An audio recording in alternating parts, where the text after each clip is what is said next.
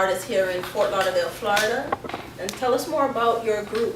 Introduce yourselves first of all. Yankee. I'm RJ. TJ Couch. Jizlo. I'm Jizlo. One DG. Okay. And how did you guys get together? How did you guys get started? This has actually been something that we have not just started, but we've been at for maybe close to about 15 years now. We started off in the Bahamas in 1997. We were actually just had started recording, just came out of high school and started doing music. And myself and Yankee, we had kind of defected from another label. We had become really close. I'd known him before. We were working with the label that we were with before. And when we kind of broke off, we decided to get together and start to just do our own thing. We decided on the name Line of Judah. At that time, it was just us two. Okay. And that was the beginning of the history there. And as the years went by, we started to pull in a lot of other guys that came along with us. DJ Frost, the guy that heads up our production and the videos and everything, the technical side of what we do. Former artists also, DJ Frost. A lot of other groups that are not here and are represented now. We actually, like I said, started a music label that's locally right there in the Bahamas where we're originally from. Okay. And then it kind of expanded. We started to work. We started to work with a lot of other artists. That's from different parts in the Caribbean, Trinidad, Jamaica, Bermuda, Belize, St. Lucia. We kind of just broadened out and expanded what we were doing. And that's where it all started. And some of us do reside here in Florida now, and we're kind of just making our waves and steps right here. Now, you guys have a very contemporary sound. Yeah. There's hip hop involved in that. There's, roots and culture, rockers type of music, but it's a gospel sound. Why gospel? Well, the thing is it's more gospel in the sense of good news, but not in terms of the genre in itself. We chose to sing about the life that we live. I mean, in most areas of the other side of the what we say secular side of the contemporaries, of our other contemporaries in terms of rap and reggae and stuff. A lot of people just sing about what they live, about what they experience every day. Some of us grew up in church, some of us don't. Some of us have experienced the same things that everybody else has experienced, but we came in contact with Christ and changing our lives. We wanted to be able to tell people about our experience. You know what I'm saying? You're not gonna find every artist that sings about drug dealing. Just the same way as you're not gonna find every artist that sings about having sex and different stuff like that. You know what I mean? Everybody has a different experience. This is ours, and we want to share it just like everybody else shares their view on life and this. You know what I'm saying? And then being where we're from too, like in the Bahamas, you have that almost exact balance of mix between every genre being popular, especially in our era. Like when we were coming up, rap was just as popular in the Bahamas as reggae was. So you get the effects of both genres of the music. So that's why you're able to have, like artists who from the same place, but yet they're more lean towards that particular genre. So that's why when the group warehouses so much different talents from so many different facets of music. Okay. And who is the youngest amongst you all? That would be you. What has this journey been like for you as a young man? It is. I started off very shy, very soft spoken to myself, but the journey has allowed me to have more boldness, more confidence in myself, and you're able to share what you're going through with your brothers and even with people through your music. Okay. So tell me something. When you look at the music today, whether secular, as we put it, or the genre of gospel. How do you see that now in terms of what you guys are trying to put out there in the world and what you see is already out there? Well, I think our contribution to it is more of everything needs a balance. Right. And life in itself, there's a balance to life. And I think those lines have been, the scales have been tipped on the negative side of it, because you have so many people that are trying to do the same thing, and they don't realize the effects of it, you know, because there's a lot of money involved, and for some it's not just about the money, some is just about being seen, it's just about being on the popular side, but the effects of it, you know. And I feel like we bring that balance with helping people to realize that there's a consequence, regardless. I mean, just in life, you go out, you could party and have a good time and get drunk and do all of that, and you know, but after all that is done, you still gotta live your life. There's some consequences from what you did the night before. Some people, some young girls are growing up right now, and their values are just, you know, partying, drinking, having sex, and this and that, whatever. But they reach a certain age where they live to regret what they did, you know, 5 years ago. You know what I'm saying, or 7 years prior. When we're here now, trying to bring that balance to a higher level of consciousness, for you to understand now, before you make those decisions, that hey, if you do that, this can possibly happen. Why not try to take this route? Because sometimes people do what's in front of them because they don't have something else, you know, that it doesn't give them another decision or another choice to make. You know what I'm saying? So we're that alternative.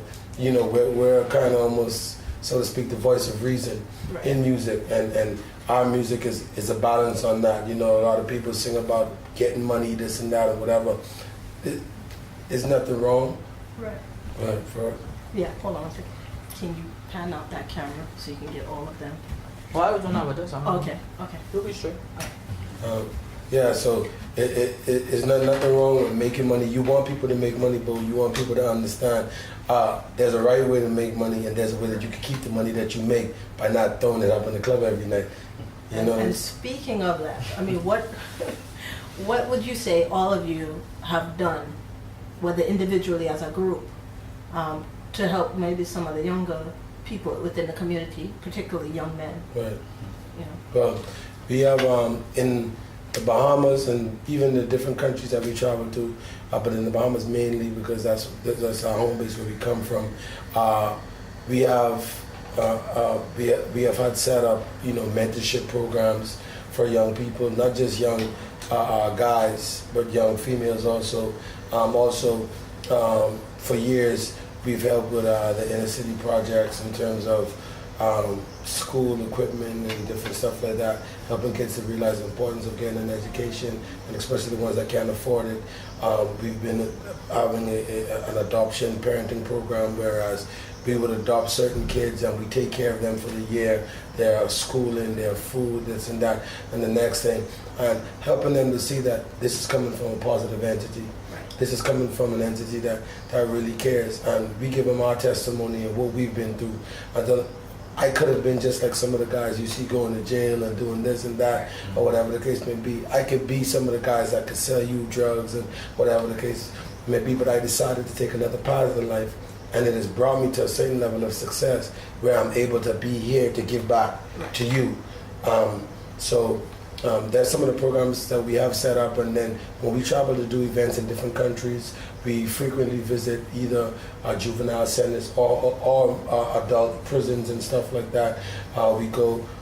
We sing, but we also share with them the importance of just being men in society, why being a man in itself is just needed in the day and life we live in it. Our sons are growing up without fathers, our daughters are growing up without fathers, and then they're continuing the cycle.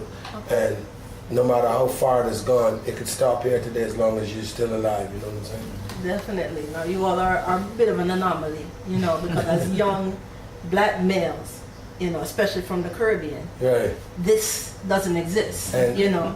So, I mean, it's nice to hear and to see that it does exist and to show the world that it does exist. I want to hear from each one of you, who has been your inspiration to lead you to where you are right now?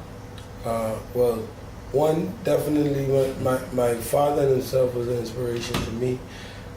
He's made a lot of mistakes in his life. He comes from a background where he came from the streets, he did drugs and a lot of different stuff, but he was there for his family, regardless of the mistakes that he made. He wasn't perfect in any right, and even if someone can inspire you by them just not giving up, and just to see him go through all the trials that he went through, as hard as it was, and I can tell you, I grew up not really respecting my father because of the things that he did wrong. But when I became a man, my respect for him grew because I understood the struggle that he really went through and how hard it was for him to just stay in the game, because he could have bailed out like a lot of my friends' fathers that I've seen, but he stuck in there, and that's been an inspiration to me. My older brother, he took me in a time when I needed direction in my life, and he was a youth leader, and he did a lot of stuff that I'm doing now with young people. And when I was young, I never understood why he was so hard on me, why he continued to press me into things that he felt that I needed to know, that I needed to take into my adult life with me. And those things have never left me. And I could say that, he is a lot of why I am what I am today. And so my older brother, Mark Gardner, is definitely one of the biggest inspirations in my life, and he's the one that led me to Christ. Okay. What about you? For me, basically, family, most like every other, because that's where you come from. That's where you see most of everything coming up. My family, but for the most part, my big brother, Mr. Grant, Mr. Grant, him, because coming from where I came from, my family not really believing in myself, not having much confidence, and then coming from some might say a broken home, I guess. My dad struggled with certain things. Coming from that environment and then finding something in someone that someone that believes in me, and made me feel like, you know what, you could do this, you could do better, you could be this, you could be that. And even before him passing, setting up a position for me to be around Monty and to further grow and be around all the guys, that has definitely kept me on the path to I gotta do better. Right. Because it got to be something in me that he saw to put me in a position to say, hey, you could do this. I'm up to this day. I'm still trying to figure out what exactly it is that you see in me. Right. Sometimes I don't see it, but that's a part of the journey. Right. Growth, and we're all looking for that. That's a part of the journey, trying to figure out, exactly who I am and trying to be exactly who I was called to be. Right. You know what I mean? So that definitely. Just to clear that up, the guy that he's talking about, Mr. Gray, is one of my other brothers that passed away. Right. Okay. But he brought him into, Yeah. Okay. So that keeps me on my toes in the journey to, betterment. Okay. My biggest inspiration has to be, I guess, Monty, because he's actually my brother-in-law. Okay. Yeah, so he came to our family, we came to a family that were in shambles and broken home and stuff like that, so him coming to our family brought a new light to me, something that I'm a seeker, so I seek things, and if there's something positive around or something negative, I can be drawn to either one, so. No, we've seen this. So that's true. I'm glad that it was a positive side. I'm inspired by a lot of error that went on in my family. A lot of things that I saw that shouldn't happen. It made me see those things and try to learn from those things and be a better person, be a better man and an individual in life. So a lot of that things were big inspirations to me. Okay. I would assume that for the most part it would be similar to the other guys. Like family would be the number one inspiration, because that's your support system. Like that's who's gonna support you in whatever decision you make. So for me, my biggest inspiration was family, but out of the family, I'd have to say that my older brother Dexter was the number one inspiration, because he was the one that I was able to see a young man go with minimal education, to lead one of the biggest youth efforts back in the Bahamas in that time, and for him to do that, for me to see him do that, it just inspired me. And quite similar to Monty, he's the one that led me to Christ. You know, he showed me and pointed me in that direction, and I think that's why we so adamantly try to mimic that same thing, because we're a result of somebody doing the same thing, taking the time to pour into us and causing us to be successful and to go ahead and go further. We just want to make sure that we duplicate that same process, you know, help somebody else to make it to another stage in their life, or to redirect them from where they're at. And I think that's why the dynamic works so well, because like for the most part, you hear it through all the guys, family was the biggest thing. So that's how we're able to operate as a family, because that's what works for us. Okay. And I must admit, I've listened to your plea rhythm mix, and I am a fan. I am a fan. You know, You should be. It's good. who was your musical inspiration? I've had a number, and this is because I mean, in different parts of your life, different people are going to inspire you musically. But originally, you know, I was drawn to reggae music by the likes of Ghana itself.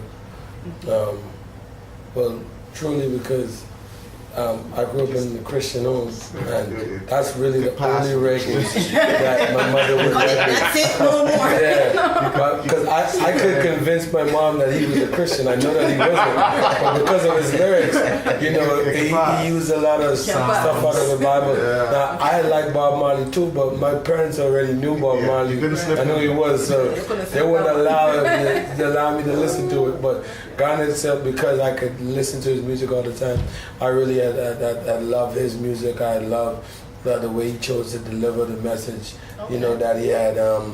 And then, you know, being current and delivering the word of God, because a lot of his songs was straight out of the Bible, and you know, and then a lot of his songs were just inspirational in nature, and then social commentary, and being able to deliver that with so much power and passion, it inspired me. And then just with the styles, Buju, Terra Fabulous, Beanie Man was some of my early, you know, favorites as a kid. Loving their music, and the way they DJ and they hear them on a rhythm was just like, you know, it just made me want to go after it. You know what I'm saying? There we go. Man, and so that's where it all started for me. And then I had later influences in a lot of my music. Barry Salmon also was one of the things that I love. And then, like, you know, now within the past, I would say maybe that was years ago, and then like now some of the current artists, you know, that I like to listen to from time to time. I like their music and their style. Tyrus Riley, I appreciate his music. I think that he's a great musician, a great artist, you know what I'm saying? And Jack Harris also, I think that he makes good music, and I like to hear good quality, you know, sounding music. Conscious is another artist that makes really good music. Busy Signal also, you know. Like I say, sometimes the message in the music is not as strong as I would like. Right. It's not really my cup of tea all the time. But in terms of their musical character and skill and prowess, are things as a musician from a musician or artist from an artist that I can appreciate. You know what I mean? So those people, Assassin, you know, those guys, I like the way that they do what they do. And then there are a number of hip hop artists that I've been inspired by too. You know, just Tupac, because of what he stood for in terms of what he was able to do. His mind and his heart was strong enough to believe whatever he believed, and that he could take it to the masses. Right. I appreciate that, because I have the same mindset in terms of I believe what I believe. He believed whatever he was into, his thug life thing. That was something that he believed in himself, and he made everybody else embrace it. People who ain't even thugs or live that lifestyle, you hear them say thug life. Right. And that shows a person determined to say that I'm going to make my mark on the world. And that's the same mindset that I have. So I can appreciate the mentality of what he was doing. It's almost like every superhero has a respect for the villain, because they both are kind of after the same thing on different sides, but they do have respect for each other in that right because they're good at what they do regardless of what it is. And so I'm just explaining that because I don't want to confuse anybody because, of the message that we have. People might think, oh, why do you like that guy or why do you whatever, but at the end of the day is I have respect for You can what they respect do. his musical prowess. I respect. There's nothing wrong with that. Right, you know what I'm saying? So just for the viewers who may be watching and listening. So why is gospel like that? Right, Like you rap know. music, but you know what? There's a message in everything we do, and I mean, regardless of what his overall musical ability was or what his overall musical tone was, when you listen to even some of his interviews, when it came to young people and when it came to the mentality of what was going on with them, the message was very similar. You know, it's about teaching pride. It's about teaching respect for oneself. It's about teaching all of these things. He was a very bright young man, definitely. you know, and in regards to how he might have lived his life, you know, there were a lot of things that were very similar to what you all are saying now. So I can understand where you would say, I was drawn to his message or his music. Yeah. Maybe not so far his lifestyle, but you can respect his message and his music. Yeah. Nothing wrong with that. You know, as young men yourself, and I know you guys can be doing so much other stuff out there, and you know, our audience can attest to this as well. You have two older gentlemen that have taken you on as little brothers and have really looked out for you guys. What do you tell young people that may be swaying one way or the other, you know, to right or wrong? How do you get them into the right path? What would your advice be to them? Money doesn't bring you happiness, because you're going to be sad, because mostly the young kids today, the only thing they're concerned about is money and women. Right. And if you think a woman is going to make you happy or keep you happy, that's not gonna last long. If you think the money's going to keep you happy, that's not going to last long. But to find true joy and true happiness, you know, by living for Christ. You know, but to make them understand that, to make anybody understand any of that, your life has to be an example and a light. You know, you have to shine your light so people can understand, and so people can know why. You know, why is things.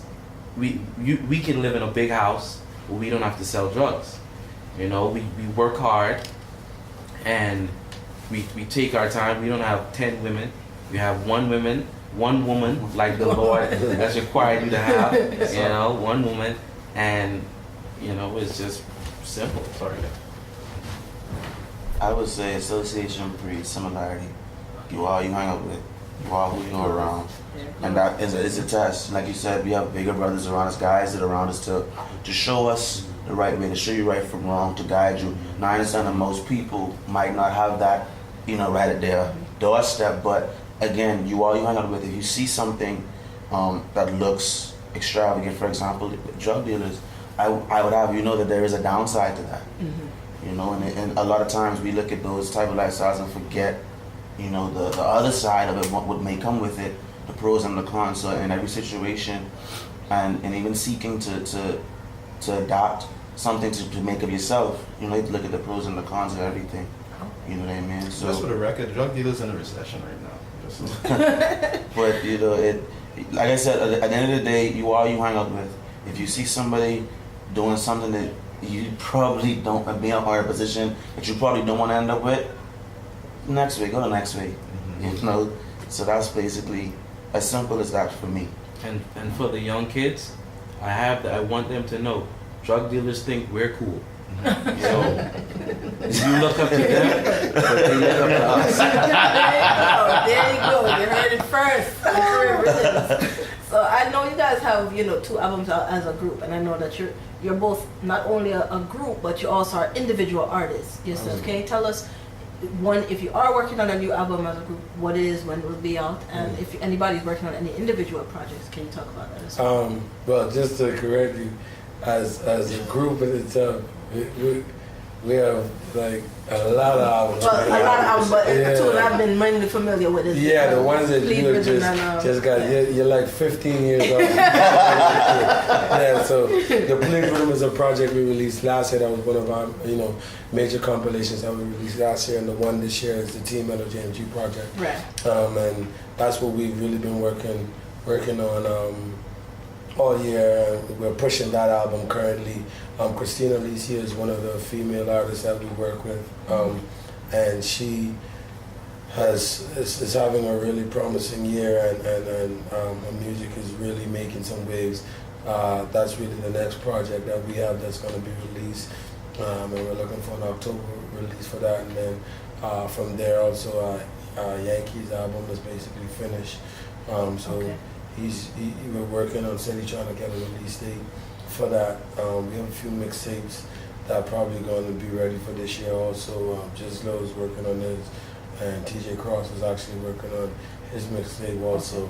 So then we have a lot to look for, just coming up in the coming year. Some things have not gotten a release date yet because we're just testing and putting out singles, you know what I'm saying? So myself, another artist by the name of Mr. Links, and Rubenites are all projects that we're working on and we're looking forward to this year. And then another Team LOJMG Volume 2 slated for, just early next year.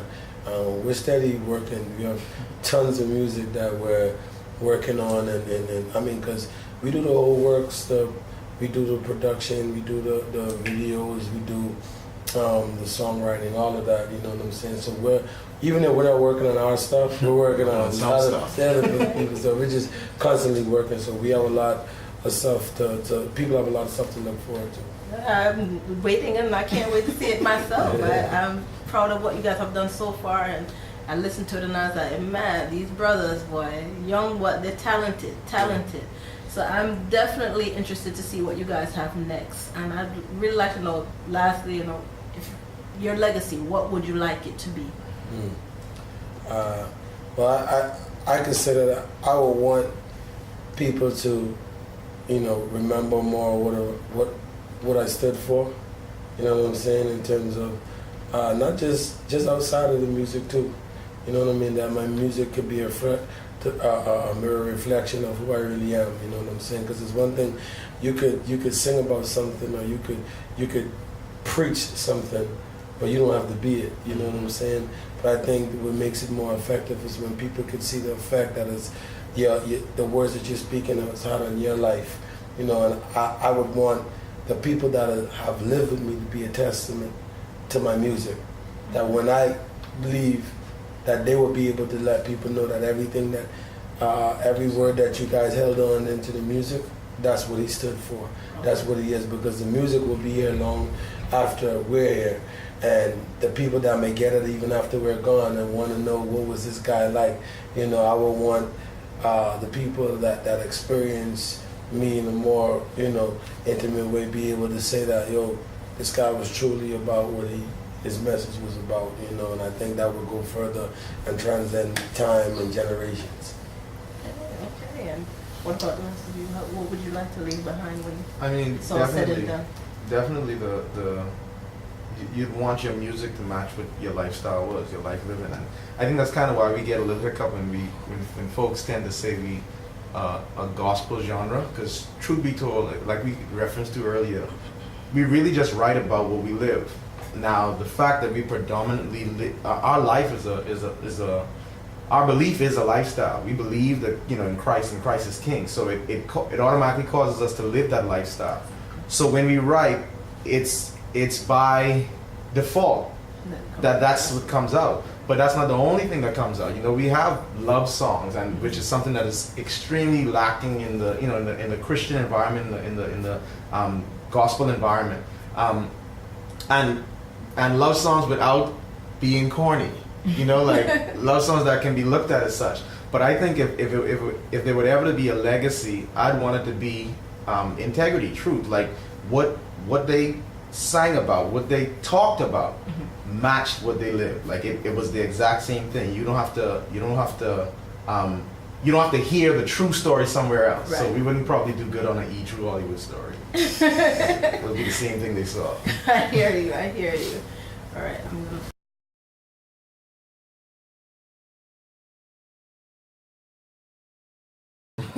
So this is Anika Ayana with Carib Rhythms, and this has been the Lion of Judah. And I'm gonna go ahead and let these gentlemen take us out. Show us what you have.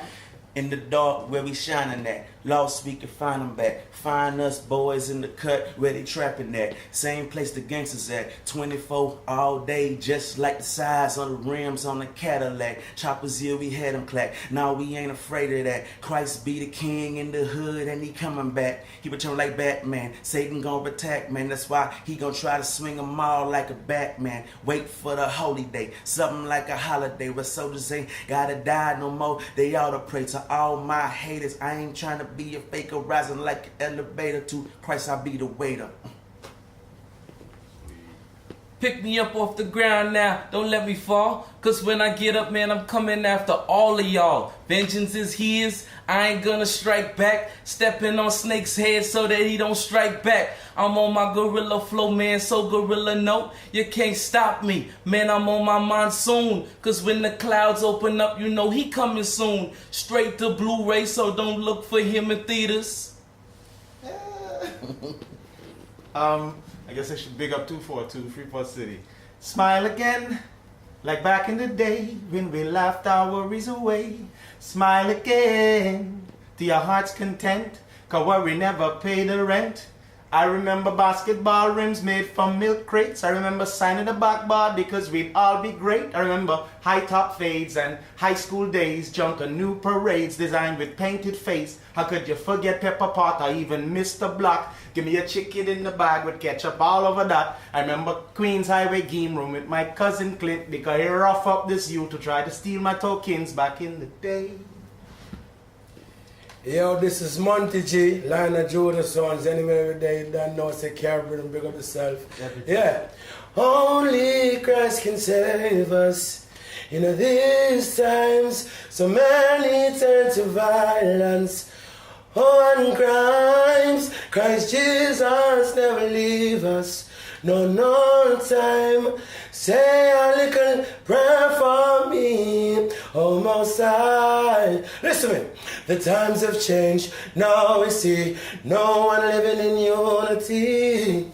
My people are so cold. So many of my brothers die in the streets. No more pack bags, them a pack the heat. My sisters, yes, they're selling themselves so low. 'Cause only Jah can save us.